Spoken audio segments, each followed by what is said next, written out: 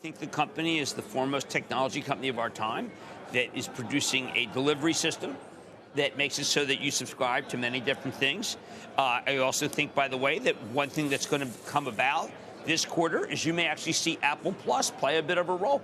Now, Tim Cook has always been, this is a very self-effacing man.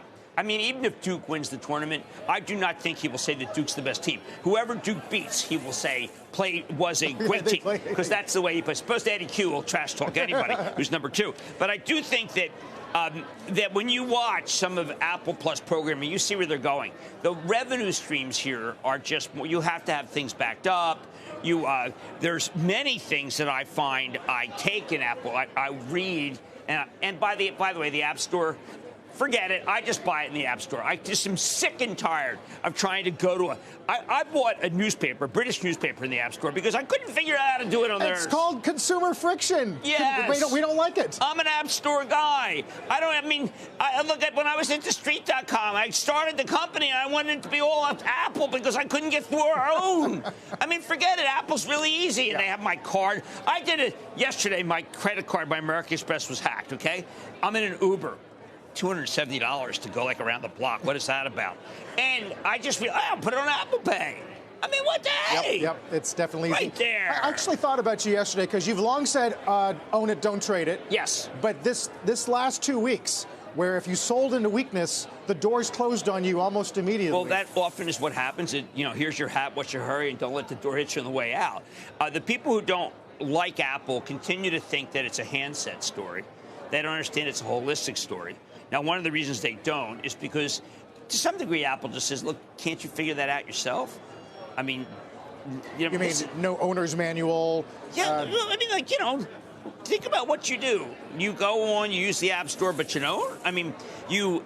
some new thing. I have the watch yesterday, and I've got the face of my wife. And, of course, someone criticized that on mentions. They said, what is that, you and your wife on your watch? Hey, last I looked, that was kind of a decent idea.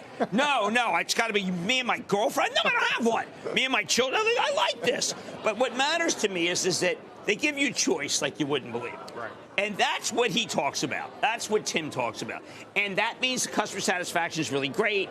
And remember, they're number one everywhere in the world. But no, we have to Xiaomi. I'm not a Xiaomi kind of guy. We'll wait to see if they can make it 12 in a row. Speaking of popular consumer brands, Lulu beats, guides above, $1 billion buyback. Plans to raise prices on about 10% of its styles. No problem. That was some oh, my, they got an analyst meeting coming up. I thought this was one of the greatest conference calls. They've got new styles that are selling immediately. They have no resistance to higher prices.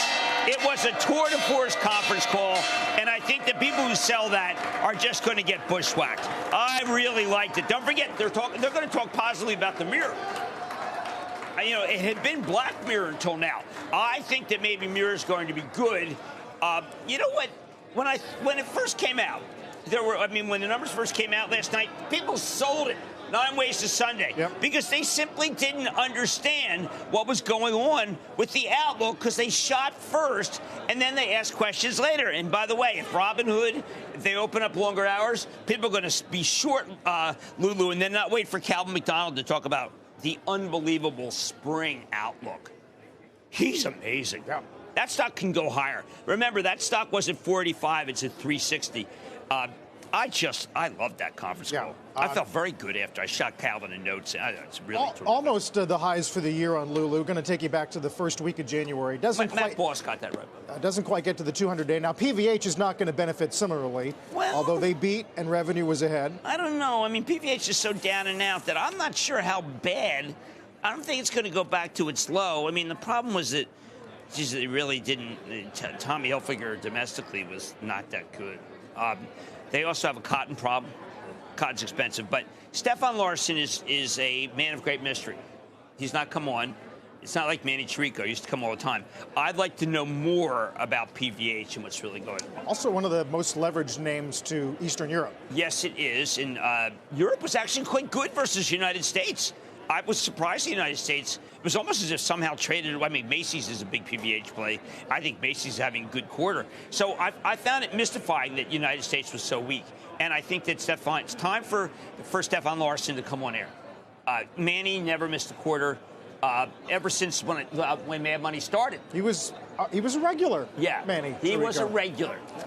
I remember I was having dinner with my nephew, who's my head writer and only writer, and Manny was next to us. We had just started the show, and I think he was kind of blown, like everybody else, is kind of blown away by my nephew and how brilliant he is. But we were talking. He says, "I think I should come on your show," and then he never missed. Meanwhile, as soon as he retired, Stefan Larsson, I don't know. I mean, could be hiding in a Hilfiger. You know, they have that knot. What is that thing called when you got that thing? The Tommy. braid? Tommy was up 18, by the way. Yeah, that was good. Calvin but up not 27. domestically, I don't know.